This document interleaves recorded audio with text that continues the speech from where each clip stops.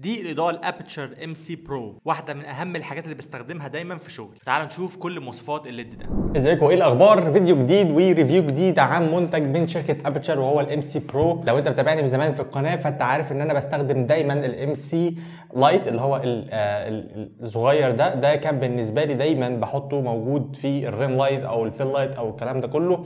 كان الشركه برده بعتهولي في كيت اسمها ام سي 4 ترافل كيت، وهي كانت كيت كده بقى فيها 4 منهم، والصراحه استخدامهم بالنسبه لي كان مهم جدا في اي فيديو انا بعمله. ففي الحلقه دي هنتكلم عن الابتشر الام سي برو، وده الفيرجن الجديد من الليد، وبيجي في علبه شيك كده زي ما انتم شايفين. تعالوا نفتحها نشوف محتوياتها عامله ازاي. ده شكل الليد زي ما انت شايف، بريميوم جدا جدا في مسكته وكمان الكواليتي بتاعه، وهنتكلم عنه بالتفصيل كمان شويه. بيجي كمان في الباكج البول هيد من ميتال، والكيس ده موجود فيه الوصلة اليو اس بي تايب سي وبقيه الملحقات بتاعته، وفي الاخر بيجي معاه الجريد وبيجي معاه السوفت ديفيوزر كده عشان لو عايز تخلي اللايت بتاعك سوفت. ده كل محتويات العلبه، وتعالوا بقى نتفرج شويه على الليد ونشوف مميزاته عامله ازاي. خلينا اول عارفين ان الليد ده هو 5 واط اوتبوت ار جي بي، وكمان قوته 4 مرات اعلى من الليد القديم، ووزنه 247 جرام، وزنه خفيف، ووتر ريزيستنت ووتر بروف، يعني لو ما بيتاثرش بالميه والاتربه. وبالنسبه للسي ار اي بتاعه فهو 96، بمعنى ان الكواليتي اوف لايت او الكواليتي بتاع اللايت الليد ده ممتازه وكويس، تقدر تعتمد عليها. بالنسبه للبطاريه فهو بيقعد معاك 120 دقيقه وانت بتستخدم الفول بار بتاع الليد. طيب زي ما انتم شايفين اللايت صغير بورتابل، والبيلد كواليتي بتاعته الصراحه ممتازه جدا.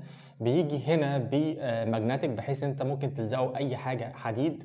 من الجنب اليمين هتلاقي فيه زرار الاون والاوف، والمكان اللي بنشحن منه موصله يو اس بي تايب سي، وكمان زرار المنيو. والجديد في الليد ده عن القديم ان في ويل تقدر تتحكم في كل حاجه في السيتنج بتاعته، وهنشوف كمان شويه.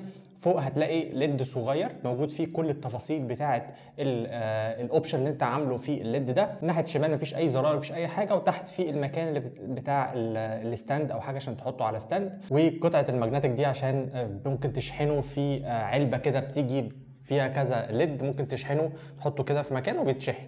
ولكن هو احنا هنا بنشحنه بالوصله يو اس بي تايب سي.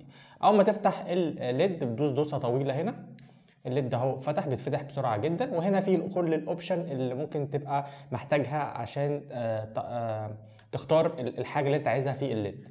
انا هقلله شويه بس كده لحظه. الويل دي اللي بتتحكم في كل حاجه في اوبشن الليد. لو دوست دوسه هنا تبدا تغير في الاوبشن اللي انت محتاجها. هنا اذا كانت مثلا السي سي تي، اذا كان مثلا قوه الليد بتدوس مثلا هنا وتعلي وتوطي براحتك اهو انت شايف، او تدوس هنا وتختار الكلفن بتاعه، اذا كان اصفر او ازرق او ابيض براحتك. طبعا في اوبشنز ثانيه طبعا كتير. لو دوست على المنيو هتلاقي ان هو بيقول لك عايز الاوبشن بتاعك اللي هو ايه، سي سي تي ولا اتش اس اي اللي هو هيو ساتوريشن لومينس اللي هو ار جي بي لايت يعني، ولا ار جي بي ولا جل ولا سورس ولا في حاجات كتير قوي تقدر تظبطها فيها. احنا لو دوسنا على اتش اس اي دي زي ما انتم شايفين هو قلب اخضر اهو.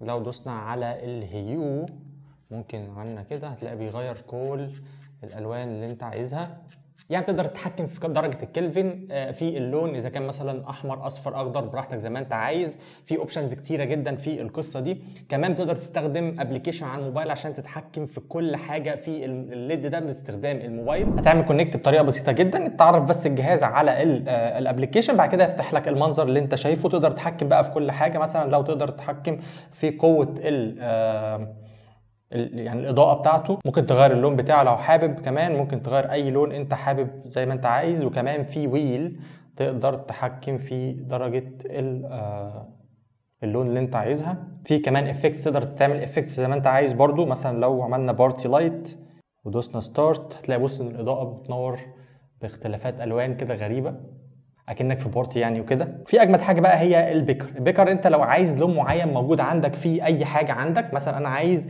اللون الاحمر اللي موجود في الشنطه دي، كل اللي انا هعمله انا هروح عند اللون الاحمر ده كده وهقول له انا عايز اللون ده، ادوس على كلمه بيك اب قال لي ان هو اللون الاحمر، وزي ما انت شايف الليد نور باللون الاحمر. يعني برضو فكره ابلكيشن فكره خطيره. انت لو عندك كمان كذا ليد من الام سي برو دي او الام سي القديم، ممكن تعمل جروبس. يعني جروب A يبقى فيه 2 ليد، جروب B يبقى فيه 2 ليد تانيين، جروب C، وتحكم في كل حاجه عن طريق الابلكيشن. يعني مثلا لو بتصور حاجه وعايز تعمل سينز معينه في كل منطقه في المكان اللي انت بتصور فيه، تقدر تعمل الكلام ده كله باستخدام الابلكيشن. زي ما قلت لك قبل كده، هو ماجنتيك، تقدر تحطه على اي حاجه حديد هيبقى ثابت جدا. ولو انت ما عندكش حته ماجنتيك، ممكن تستخدم الحاجتين دول، بتحطهم ورا هنا في الليد، وبتشيل الدبل فيس ده وتلزقه على اي حيطه او اي حاجه، بتديك النور اللي انت عايزه. عموما الليدات البورتابل دي لازم تكون معاك في شنطتك. لو انت مصور فوتوغرافيا، مصور فيديو، الموضوع ده بيبقى منقذ في حاجات كتير قوي. تستخدمه بقى كباك جراوند لايت، تستخدمه كريم لايت، ممكن تستخدمه كمان كمين لايت لو بتصور